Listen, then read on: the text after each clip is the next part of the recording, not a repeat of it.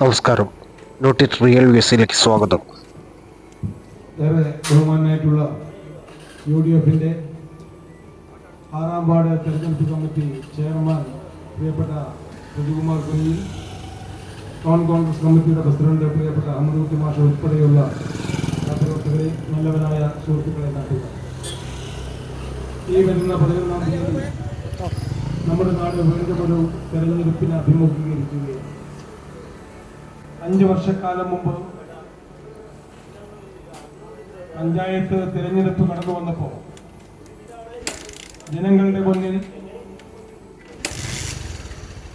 അന്ന് തെരഞ്ഞെടുപ്പിനെ നേരിട്ടുകൊണ്ട് ഐക്യ ജനാധിപത്യ മുന്നണി മുന്നോട്ട് വെച്ച നിർദ്ദേശങ്ങൾക്കനുസരിച്ചുകൊണ്ട് ഈ പ്രദേശത്തെ ജനങ്ങൾ ഐക്യ ജനാധിപത്യ മുന്നണിയെ കഴിഞ്ഞ 5 വർഷക്കാലം മുമ്പ് തെരഞ്ഞെടുത്ത് ഗ്രാമപഞ്ചായത്തിലേക്ക് അയക്കുകയുണ്ടായി.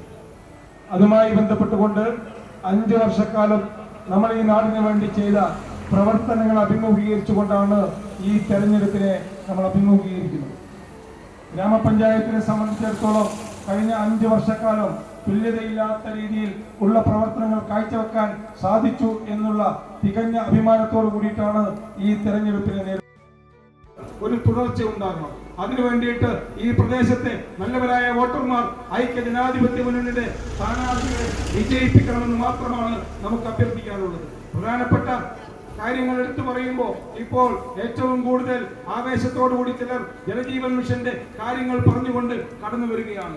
2014-15 കാലഘട്ടത്തിലാണ് ആദ്യമായിട്ട് അന്നത്തെ ജപ്പാൻ കുടിവെള്ള പദ്ധതി എന്ന പേരിൽ നമ്മുടെ നാട്ടിലെ ജലജീവൻ മിഷന്റെ പ്രവൃത്തി ആരംഭിക്കുന്നത്.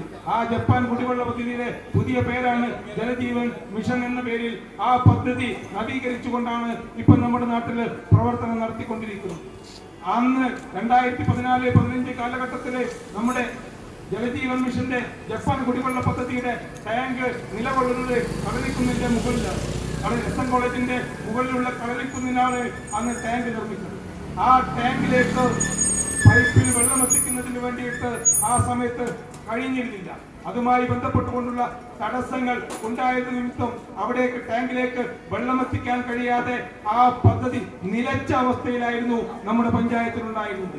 2015-2020 കാലഘട്ടത്തിൽ ഈ ഗ്രാമപഞ്ചായത്ത് ഭരിക്കുന്ന ഭരണസമിതി ആ പദ്ധതി നിറവേറ്റുന്നതിന് വേണ്ടി ഒരു ചർച്ച പോലും ചെയ്യാൻ, അതുമായി ബന്ധപ്പെട്ടുകൊണ്ട് തടസ്സം നീക്കുന്നതിന് വേണ്ടി ഒരു കൂടിയാലോചന പോലും നടത്താൻ തയ്യാറാകാത്ത ഭരണസമിതിയായിരുന്നു അന്ന് ഈ പഞ്ചായത്ത് ഭരിച്ചിരുന്നത്. പുതിയ ഭരണസമിതി 2020-25 കാലഘട്ടത്തിലേക്ക് കടന്നു വന്നപ്പോ ആ ഭരണസമിതി ഏറെ പ്രാധാന്യത്തോടു കൂടിയിട്ട് അന്ന് ജലജീവൻ മിഷൻ എന്ന പേരിൽ ഈ പദ്ധതി നടപ്പിൽ വരുത്തുന്നതിന് വേണ്ടിയിട്ടുള്ള നടപടികൾ എടുക്കാൻ തീരുമാനിച്ചു.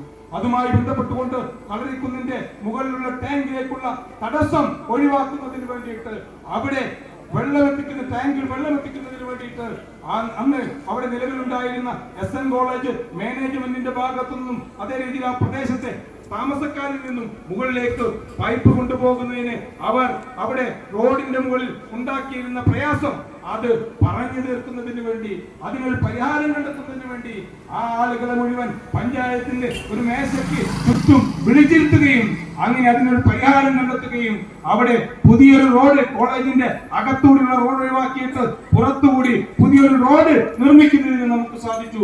ആ റോഡ് ആർക്കും ചെന്ന് നോക്കിയാൽ കാണാൻ സാധിക്കും.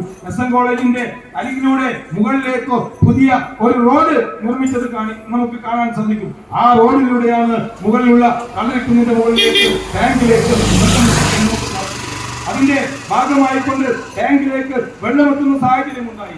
എന്നാൽ ടാങ്കിൽ നിന്നും ഡിസ്ട്രിബ്യൂഷൻ പൈപ്പ് ലൈനിൽ മുകളിലേക്ക് എത്തിയ വെള്ളം താഴേക്ക് വീടുകളിലേക്ക് എത്തിക്കുന്നതിന് വേണ്ടി, ബ്രാഞ്ച് റോഡുകളിലേക്ക് എത്തിക്കുന്നതിന് വേണ്ടി ഡിസ്ട്രിബ്യൂഷന്റെ മെയിൻ പൈപ്പ് ലൈന് നിലനിൽക്കുന്നത് ബാലുശ്ശേരി കോഴിക്കോട് റോഡിലായിരുന്നു.